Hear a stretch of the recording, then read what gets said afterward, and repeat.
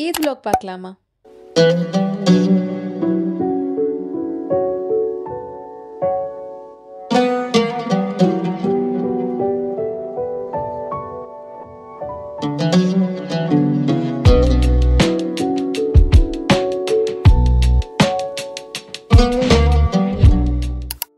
அஸ்ஸலாமு அலைக்கும் and hi everyone, welcome back to our channel.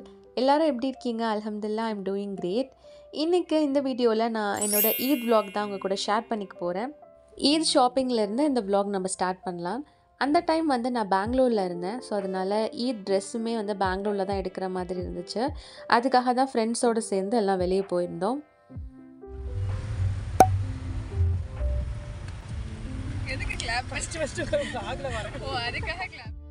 எப்போதுமே ஈத்க்கு ட்ரெஸ் எடுக்கும் போது இந்த மாதிரி எடுக்கணும்னு சொல்லிட்டு ஏதாச்சும் ஒரு ஐடியா வச்சுட்டு தான் போவேன். பட் அந்த வாட்டி எனக்கு பெருசாக எந்த ஐடியாவும் இல்லை. ஒன்று மட்டும் தெளிவாக இருந்தேன், எத்னிக் வியர் மாதிரி எடுக்க வேண்டாம், சும்மா வெஸ்டர்ன் மாதிரி எடுத்துக்கலாம் அப்படின்னு சொல்லிட்டு. நம்ம எல்லாருமே வந்து நோம்பு பெருநாக்கு தான் வந்து ரொம்ப கிராண்டாக எடுப்போம். ஸோ ஹஜ்ஜு பெருநாக்கு வந்து எப்போதுமே ஒரு சிம்பிளாக தான் எடுப்போம். அந்த மாதிரி தான் நானும் யோசிச்சிருந்தேன். அன்றைக்கி ஜூடியோவில் போயிட்டு பார்க்கலான்னு தான் பிளான் இருந்துச்சு. பட் இடையில இந்த கொரியன் க்ளோத்திங் பார்த்ததுக்கப்புறம் இங்கே என்ன இருக்குன்ட்டு பார்க்கலாம் அப்படின்னு தான் போயிருந்தோம். ஸோ இந்த மேக்ஸிஸ் எல்லாமே வந்து 400 அந்த ரேஞ்சில் தான் இருந்துச்சு.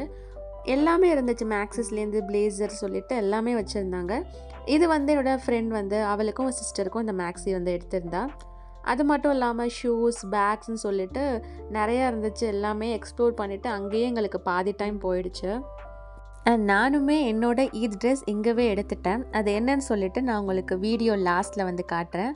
இங்கே ஷாப்பிங்கெல்லாம் முடிச்சுட்டு பக்கத்தில் மால் போகலாம் அப்படின்னு சொல்லிட்டு ஃபீனிக்ஸ் மால் தான் அன்றைக்கி போயிருந்தோம்.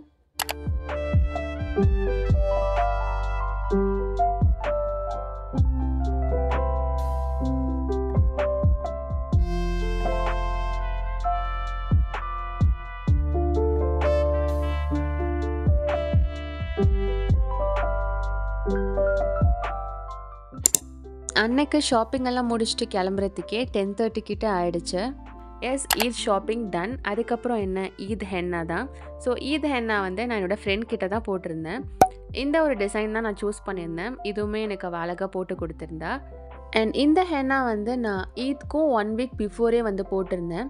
ஏன்னா 1 வீக் பிஃபோர் நான் பெங்களூர்லேருந்து கிளம்புற மாதிரி இருந்துச்சு. ஸோ ஃப்ரெண்டு இங்கே தானே இருக்கா, அவகிட்டே ஹென்னா போட்டுட்டு கிளம்பிடலான்னு சொல்லிட்டு 1 வீக் பிஃபோரே வந்து போட்டுட்டேன். ஸோ நான் என்ன நினச்சிருந்தேன்னா 1 வீக் இருக்குல்ல ஈத்க்கு, அது வரைக்கும் இது வந்து தாக்கு பிடிக்கும் அப்படின்னு நினச்சி தான் வந்து போட்டிருக்கேன். பார்ப்போம் இது லாஸ்ட் வரைக்கும் இருக்கான்னு. அல்ஹம்துலில்லாஹ் நான் வீட்டுக்கும் வந்து ரீச் ஆகிட்டேன். அண்ட் ஒன் மோர் திங், நான் லாஸ்ட் வீடியோவில் சொல்லியிருந்த மாதிரி நம்மளோட ஃபர்ஸ்ட் கிவ்அவே வந்து இப்போ நடந்துகிட்டு இருக்கு. அண்ட் நிறைய பேர் அதுக்கு பார்ட்டிசிபேட்டும் பண்ணியிருந்தீங்க. உங்கள் கமெண்ட்ஸ் எல்லாம் படித்து ரொம்ப ஸ்வீட்டாக இருந்துச்சு. Thank you so much for your love and support. And கிவ்அவேக்கான வின்னர் நான் நாளைக்கு கம்யூனிட்டி போஸ்ட்டில் வந்து போஸ்ட் பண்ணுறேன். 3 வின்னர்ஸ் இன்ஷால்லா நீங்கள் பார்ப்பீங்க. அண்ட் மறக்காமல் செக் பண்ணி பாருங்கள். அண்ட் இந்த கிவ்அவேல நீங்கள் வின் பண்ணலன்னா டோன்ட் வரி, இன்ஷால்லா அடுத்தடுத்து நம்ம சேனலில் நிறைய கிவ்அவே வந்துட்டு தான் இருக்க போகுது. ஹென்னா போட்டு 3 to 4 டேஸ்லேயே ஹென்னா எல்லாம் காணா போக ஆரம்பிச்சிருச்சு.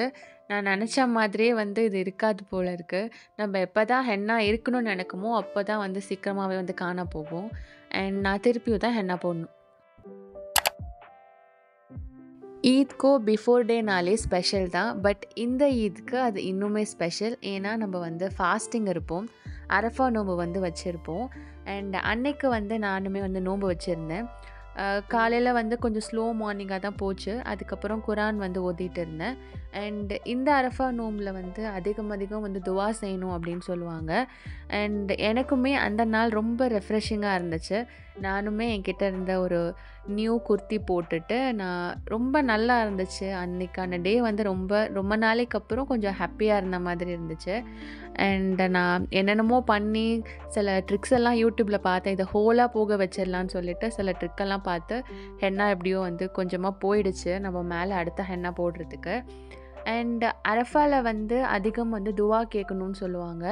நான் இந்த வாட்டி சில துவாஸ் வந்து நம்ம வந்து ரிஃப்ளெக்ஷன் மாதிரி எழுதி வச்சுக்கலாம் அப்படின்னு சொல்லிட்டு சில துவாஸ் எல்லாம் நான் எழுதியிருந்தேன். இந்த வாட்டி ஸ்பெசிஃபிக்காக நான் நிறைய துவா வந்து எழுதியிருந்தேன். போன வாட்டி வந்து நீங்கள் நினச்சி பார்க்கலாம், போன வாட்டி நான் மேக் பண்ண துவாவில் இப்போது நான் வந்து அந்த துவால வந்து நான் இருந்துட்டு இருக்கேன் அல்ஹம்துலில்லாஹ்.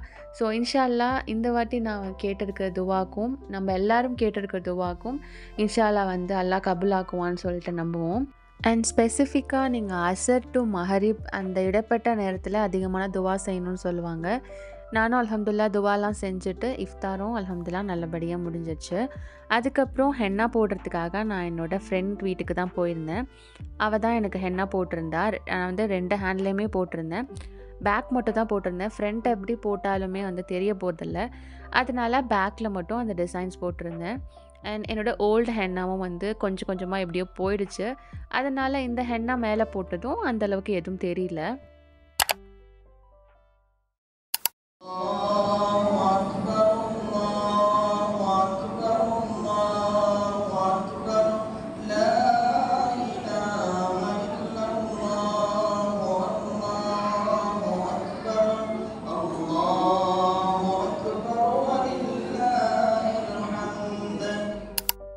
பெருநாள் தொழுகைக்கு அன்றைக்கி பள்ளிவாசலுக்கு தான் போயிருந்தோம். 8:30 மணிக்கு தான் தொழுகை. பட் வீட்டிலேருந்து 7 மணிக்கிட்டேயே கிளம்பியாச்சு.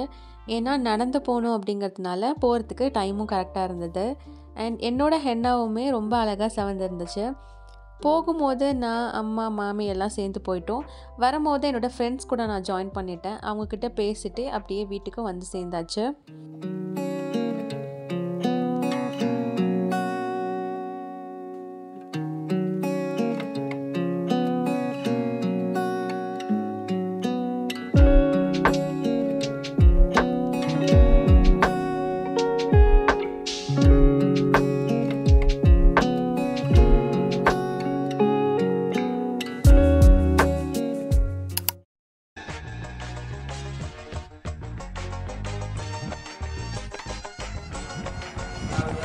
இங்க பாரு நீ.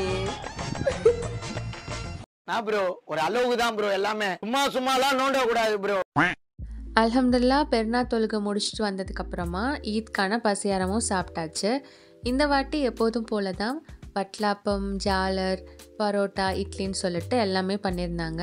இந்த வாட்டி வீட்டில் 2 ஆடு குர்பானி கொடுக்குறாங்க. அண்ட் எப்போதும் வந்து தொழுதுட்டு வந்ததுக்கப்புறமே குர்பானி கொடுத்துருவாங்க. இந்த வாட்டி கொஞ்சம் லேட் ஆகிடுச்சு, மதியம் போல் தான் கொடுத்துருந்தாங்க. அண்ட் இதுதான் என்னோடய ஈத் அவுட்ஃபிட். நான் ஒரு பிளாக் கலர் க்ராப்டு பிளேசர், அதுக்கப்புறம் ஒரு மேக்ஸி தான் இது கூட வாங்கியிருந்தேன். அண்ட் இந்த பிளேசர் ரொம்பவே நல்லா இருந்தது. ஹேண்ட்ஸில் மட்டும் கொஞ்சம் வந்து ஒர்க் பண்ணியிருந்தாங்க. இது நான் அந்த கொரியன் க்ளோத்திங் போயிருந்தேனே அங்கே தான் வாங்கியிருந்தேன். நான் டிஃப்ரெண்ட் கலர் ஆப்ஷன்ஸ் பார்த்தேன். பட் இருந்தாலுமே பிளாக்கும் ரொம்ப அழகாக இருந்துச்சு. அதனால் பிளாக் கலர் தான் எடுத்திருந்தேன்.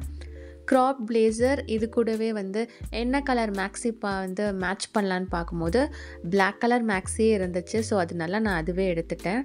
பட் மேக்ஸியில் என்ன ஒரு பிரச்சனைனா மேக்ஸி வந்து ஸ்லீவ்லெஸ்.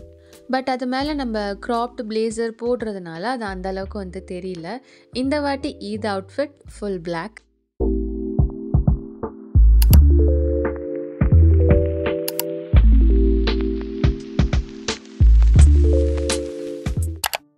ஈத் அன்னைக்கு நான் போட்டிருந்த என்னோடய சிம்பிளான மேக்கப் ரொட்டீன். ஸ்டார்டிங்கில் ஒரு சிம்பிள் கிளென்சர் யூஸ் பண்ணி என்னோடய ஃபேஸை கிளென்ஸ் பண்ணிக்கிறேன். அதுக்கப்புறம் டாக்டர் ஷேட்ஸோட இந்த சன்ஸ்க்ரீன் தான் யூஸ் பண்ண போகிறேன். இதில் எந்த ஒயிட் காஸ்ட்டும் இருக்காது, ரொம்ப லைட் வெயிட். தென் ஸ்விஸ் பியூட்டிலேருந்து இந்த ஒரு கன்சீலர் லைட்டர் ஷேட் தான் எடுத்திருக்கேன் என்னோட டார்க் சர்க்கிள்ஸை கவர் பண்ணுறதுக்காக. இதெல்லாம் பிளெண்ட் பண்ணுறதுக்கு க்யூட்டான ஸ்பாஞ்ச் தான் எடுத்திருக்கேன். மால் போயிருந்தேன்னு சொல்லியிருந்தேன் இல்லையா, அங்கே தான் வாங்கியிருந்தேன். ஸோ அதை வச்சுட்டு நம்ம ஈஸியாக பிளெண்ட் பண்ணிக்கலாம். இங்கே நான் இந்த மேக்கப்பும் போட்டு காட்டல, நான் என்ன ரொட்டீன் பண்ணேன்னு சொல்லிட்டு ஜஸ்ட் எக்ஸ்பிளைன் மட்டும் தான் பண்ணிகிட்டு இருக்கேன். அண்ட் என்னோடய ஐப்ரோஸ் வந்து ஃபில் பண்ண போகிறேன். தென் என்னோடய ஃபேவரட் ஸ்டெப் ஐலைனர், ஒரு விங்டு லைன் மாதிரி நான் போட்டுட்டேன். தென் நான் ஆல்ரெடி சொல்லியிருந்தேன் என்னோடய விலாகில் எனக்கு பிளாக் காஜல் விட ஒயிட் காஜல் ரொம்ப பிடிக்கும்னு. ஸோ அந்த டேக்கும் நான் ஒயிட் காஜல் தான் யூஸ் பண்ணியிருந்தேன். இப்போ நான் சொல்கிற எல்லா ப்ராடக்ட்ஸோட லிங்க்குமே டிஸ்கிரிப்ஷனில் இருக்குது, நீங்கள் வேணும்னா செக் பண்ணி பாருங்கள். அதுக்கப்புறம் லிப் லைனர். இங்கே வந்து நான் ஷாம்பர்லேருந்து ஒரு ப்ரௌன் கலர் லிப் லைனர் தான் யூஸ் பண்ணியிருக்கேன். நல்ல ஒரு ரிச் ப்ரௌன், பார்க்கவே சூப்பராக இருக்கும். அண்ட் நம்மளுக்கு அப்ளை பண்ணுறதுக்கும் ரொம்ப ஸ்மூத்தாக அப்ளை ஆகும்.